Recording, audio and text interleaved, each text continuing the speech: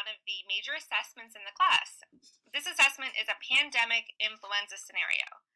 So every assessment that we do in the class relates back to your learning outcomes from your course syllabus. And the learning outcomes are listed here, the ones from the course syllabus that we're actually going to be covering as part of this assessment. And you can read those yourself, but I want to talk about how we're going to actually meet these learning outcomes. So to meet the learning outcomes, we're going to do some critical thinking, analysis, and synthesis of the information that we've covered so far in the class, and you're going to apply that to a real-world scenario. So what is this real-world scenario? It's a scenario that I created a few years ago, believe it or not. The scenario is a pandemic flu. So in this scenario, the H9N11 virus has wreaked havoc upon the world. It's a new virus, originally found in birds, but has the potential to become a deadly pandemic in humans. How does it spread? Just like the flu, close contact, waterborne droplets, and the most common cause of its spread is actually dirty hands, okay? So, as this pandemic spreads through humans, the fatality is well over 50%, making it more deadly than the current pandemic that we have going on right now, COVID-19. In this scenario, there is no vaccine for this virus. It takes a minimum of 4 to 6 months to produce a vaccine. And the virus itself is showing a lot of resistance to antiviral medications. So what does this mean for Homeland Security? What does it mean for the United States? Well, there's predicted to be quite a bit of death. The pandemic could last quite a while. And this demand on the medical care is going to overwhelm the resources that we have in the United States. So remember back to when we talked about the critical infrastructure of the United States. What does that include? And what happens when employees cannot show up for work because they're sick or they need to stay home or they're in quarantine? What does that mean for the critical infrastructure of the United States?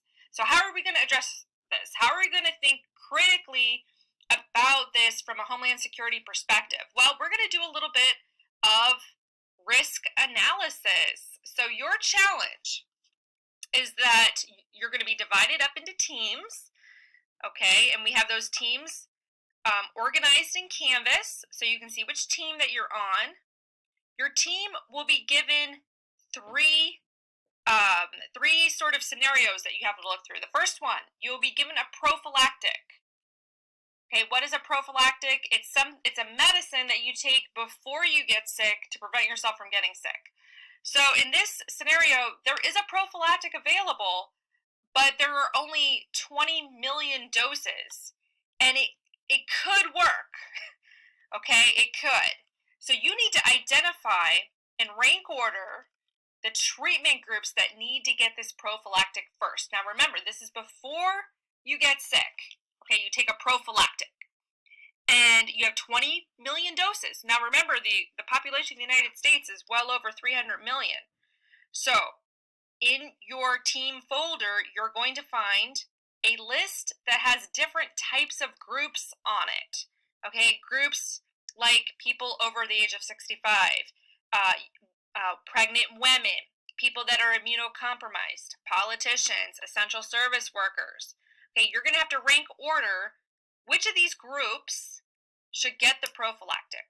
Okay, in the second challenge, you are going to be given an antiviral medication, meaning that people that already have the virus can take this antiviral. Okay, and it may work. Okay, it could save the lives of up to 75 million. So you've got 75 million doses of the antiviral. However, this is in production. So you have to come up with the list of people who should get the antiviral, meaning after they get sick, they can be treated. And the people at the bottom of the list might never get the medication. Okay. Finally, you will need to create a priority list for which groups should get the vaccine once it's developed and manufactured. And remember, going to take quite a while to do. Okay? At the end of it, you're going to have to defend your priority lists to Congress. So in front of your classmates who will be acting as Congress, they're going to grill you. Why did you pick this group over this group? Okay, now this is kind of interesting because I came up with this scenario a couple years ago, and we're now in the middle of a pandemic. Okay, and so you guys have a lot of experience with thinking about this sort of thing. Now you're going to think about it from a homeland security perspective. So I expect you to take a look at those priority lists and think about it in terms of critical infrastructure and essential services. Okay, the ones that we covered earlier in the class.